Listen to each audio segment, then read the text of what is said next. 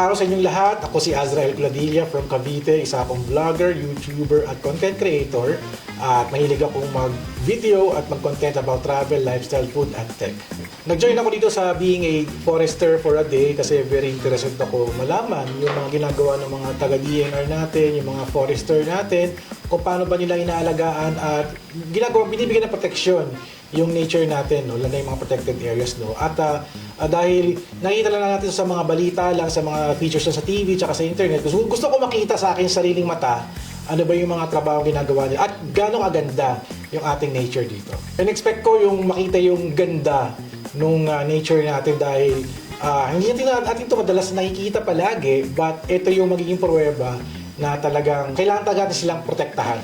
And I take the challenge to be a forester. Kaya abangan niyo po ako sa DNR Explorer for a Day.